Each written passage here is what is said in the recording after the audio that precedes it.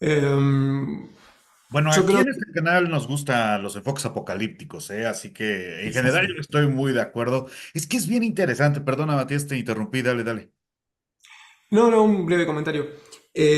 Sobre lo. Veníamos hablando de este tema y Fernando lo tomó con lozanía y con una espectacularidad que a veces es difícil hablar porque usa todas las palabras y encima bien.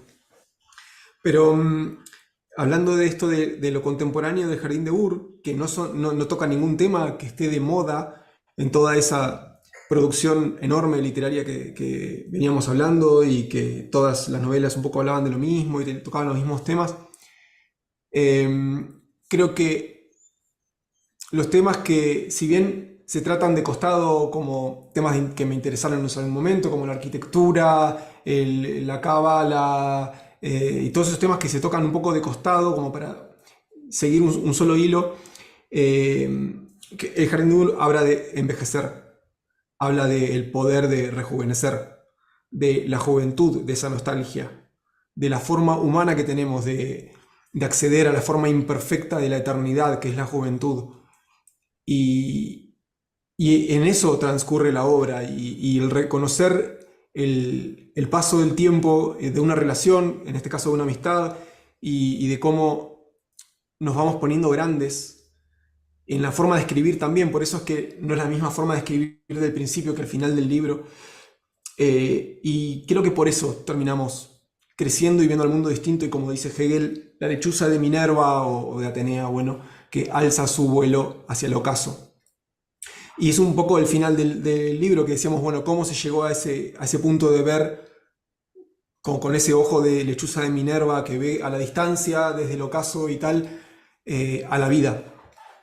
Y creo que al fin y al cabo es atemporal, no es contemporánea. Porque ¿a qué ser humano con conciencia de la propia condición humana, de, de la soledad, de la melancolía, de la tristeza, de perder seres queridos y tal, no puede conectarlo estas cosas que al fin y al cabo nos pasan a todos, pero bueno, el libro es la forma de contarlo. Creo que es eso. No hubo ninguna intención en ser contemporáneo en esta novela, ni en la forma de escribirlo, ni en los temas. Era eso nomás. Sabes, yo Gracias. creo, ahorita que hablábamos de Caguabata, yo creo que también algo que se ha perdido en la literatura es el bello arte de la descripción.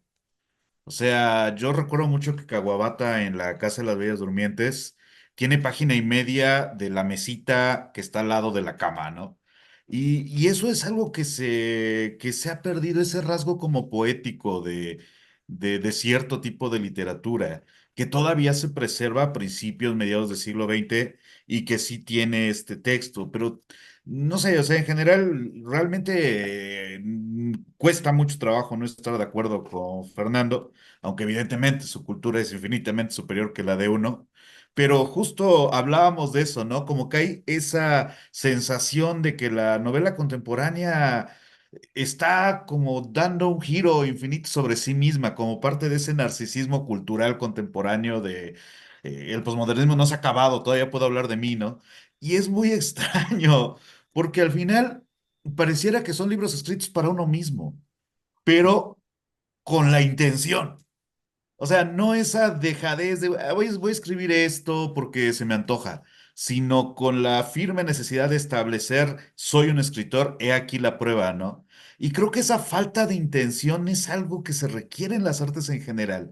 El entregarse al puro placer de contar una historia, ¿no? En la literatura, en las artes visuales, en la música misma.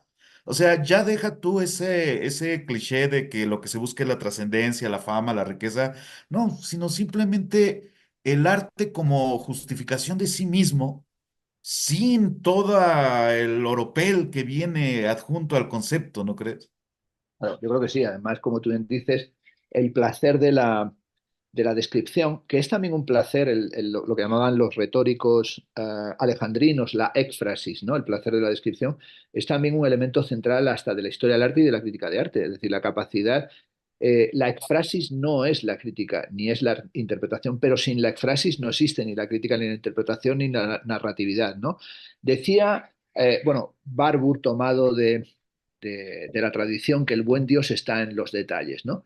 Yo soy un fanático de esos momentos en los que pasajes puramente descriptivos, ¿no? Que los puedes encontrar, por ejemplo, en La búsqueda del tiempo perdido de Proust, ¿no? Yo cuando escribí poesía hace muchos años, bueno, ya escribí solo un libro y como, aunque recibió premios, no quise publicarlo porque estaba rodeado de poetas. Yo estaba rodeado de, pues, sí, estaba más rodeado de poetas todavía que de novelistas. Entre las cosas, mi propio tema de la tesis doctoral, que era nada más y nada menos que Octavio Paz. Es claro, estar cerca de Octavio Paz, si era malo estar cerca de Borges, estar cerca de Octavio Paz era estar cerca de un enorme poeta, de un poeta de una altura brutal, de un ensayista también de una cualidad tremenda. Entonces, pero a mí me fascinaba, por ejemplo, como en La búsqueda del tiempo perdido, a veces describe cómo los pájaros están, al caer la tarde, como ahora cae aquí en la meseta castellana, están girando en torno a un campanario, ¿no? Y hace páginas y páginas y páginas con eso y decías, tremendo.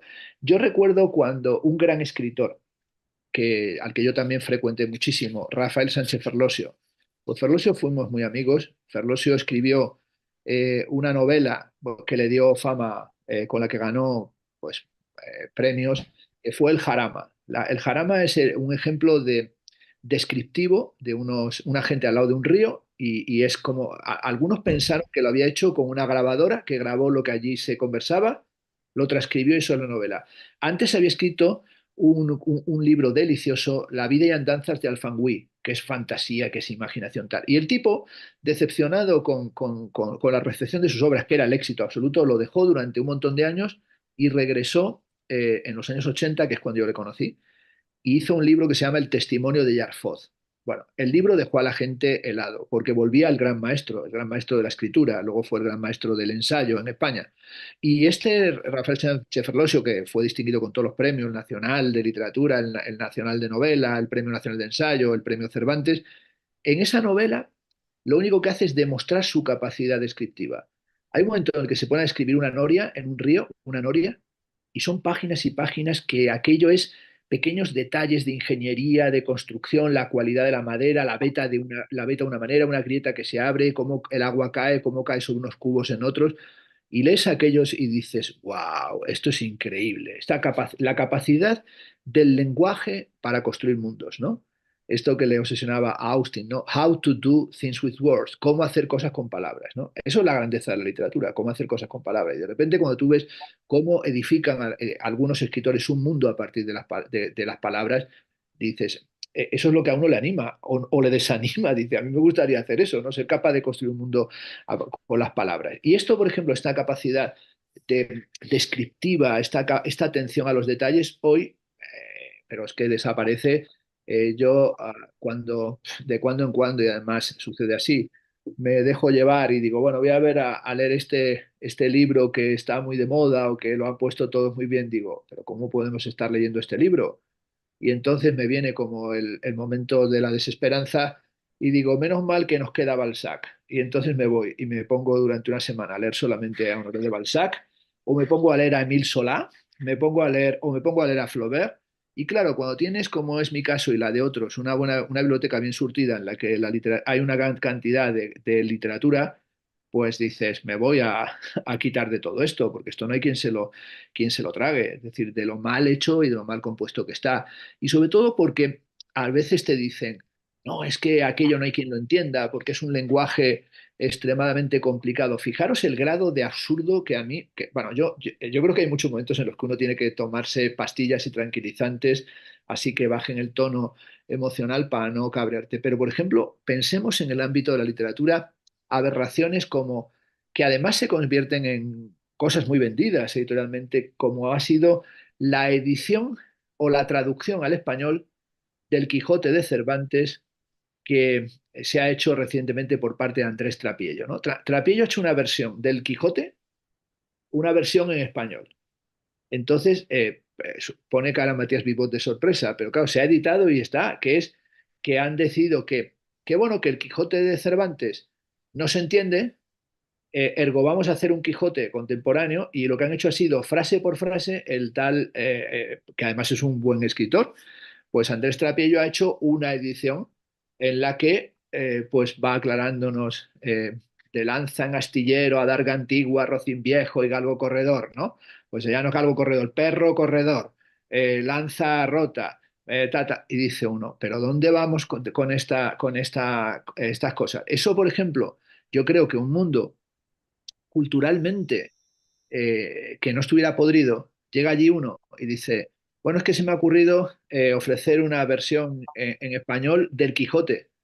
Yo creo que cogerían, no digo ya los jefes de una editorial, sino hasta el bedel, cogería un palo de la madera más dura y le daría en la cabeza al tipo y le diría, ¡top! Vete para tu casa. Ponte a recupera la escritura básica con la cartilla inicial. Pero es que no solo eso, es que hay una traducción. Cuando hace unos años fue, bueno, no sé qué, centenario del Quijote, cada poco tiempo se celebran fastos en torno al Quijote.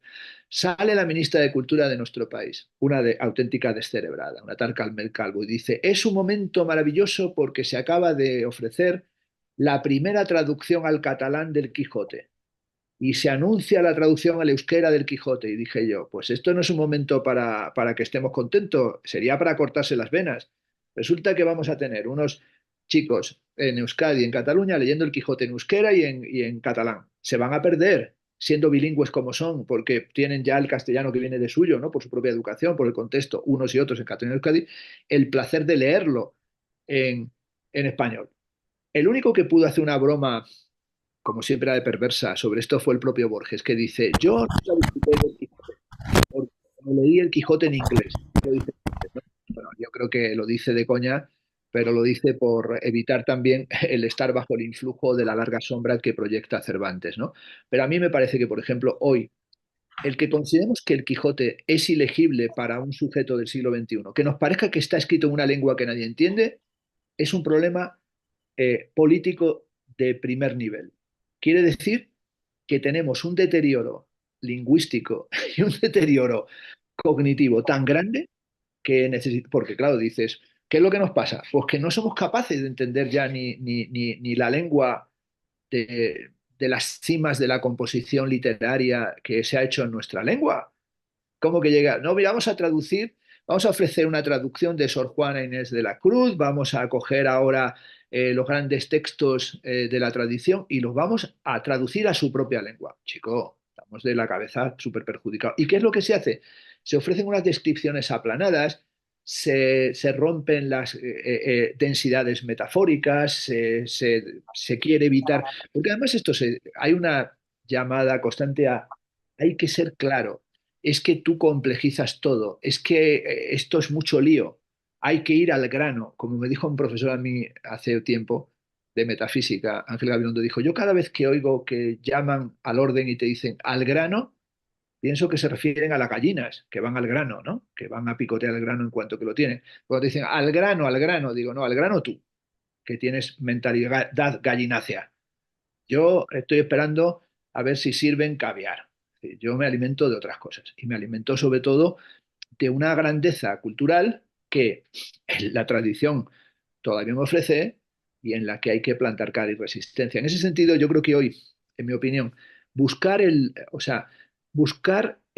lujo lingüístico, buscar el placer lingüístico es una obligación también cultural y, por ejemplo, cuando se lo digo a mis alumnos, cuando veo el vocabulario que hoy se emplea, que está reducido a poquísimas palabras, cada poco se dice que si usamos 300, no sé cuántas, pero pocas, yo siempre les digo a los alumnos, por favor, coged y tened abierto en el ordenador el diccionario de sinónimos y antónimos de la Real Academia de Lengua Española, buscad otras palabras, buscad la belleza del vocabulario, intentad no estar en el estereotipo y en el cliché, entended que ahí en el lenguaje, en cada palabra, ¿no? Cuando estás leyendo y de repente aparece prolepsis, ¿esto qué será? ¿Es un medicamento o es una figura retórica, ¿no?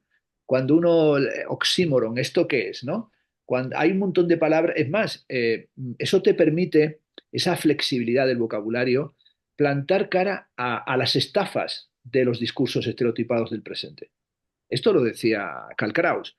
La degeneración y la torpeza en las formas del construir lingüístico, lo decía a principios del siglo XX, no es un error o mera errata, prefigura y anticipa el ascenso de los sistemas totalitarios. El lenguaje brutalizado, como vemos en 1984 de Orwell, la neolengua brutalizada, tiene que ver con una pérdida de la sutileza y los matices que hace que nuestra vida sea fácilmente estandarizable, ¿no? Sea fácilmente domesticable, ¿no? Vamos a evitar la diferencialidad, la flexión que la lengua permite, vamos a evitar el vocabulario que introduce formas diferentes de comprender el mundo, vamos a crear una lengua así ortopédica, que es la que transmiten los informativos y nosotros manejamos constantemente. Yo estoy siempre, bueno, yo escucho por la mañana, ¿no? Sale ahí la presentadora de las mañanas de un reality show y dice, es que yo soy muy positivista, te lo he dicho muchas veces, dice, yo soy muy positivista y digo yo, ¿esta qué es? Esta pobre, ¿por qué es positivista? Y resulta que ha querido decir optimista, pero ya ni siquiera sabe la diferencia entre los positivistas y los optimistas. Los positivistas son los seguidores de una doctrina científica que cree que la técnica mejorará la humanidad. Vienen del sociologismo, de la sociología de Comte. Y los optimistas son unos idiotas, unos gilipollas integrales que creen que todo va bien porque ellos se lo imaginan así. Y entonces esta especie de cuestión de no saber ni siquiera lo que significan las palabras, bueno, la mayor parte de las veces, y esto supongo que os pasa, estás hablando uno mismo y no sabe ni lo que estás diciendo. O sea, pero estás oyendo a otra gente y dice, ¿de qué estarán hablando?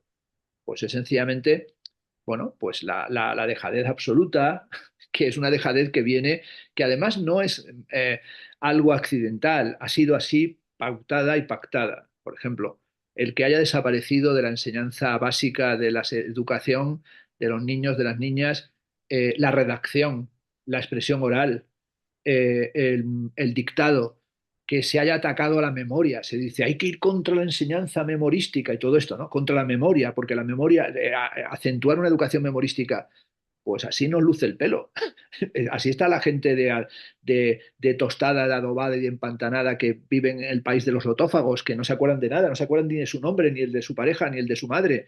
No sé, para una generación, siento decirlo, soy muy viejuno, la mía, que aprendíamos cantando y que aprendíamos recitando poemas. Yo me tiré toda la infancia en el colegio aprendiéndome de memoria poesías y nosotros todos los días recitábamos poesías de memoria y desafiábamos a otro compañero a recitar una poesía, la empezaba uno, la continuaba el otro. Y lo hacíamos así desde el arcipreste de Ita hasta Quevedo, hasta Góngora, hasta William Shakespeare, hasta Juan Ramón Jiménez. Y luego ya continuamos hasta aprendiéndonos poemas de memoria y textos de memoria en latín. Yo aprendí latín de memoria, memorizando trozos de la Eneida, ¿no?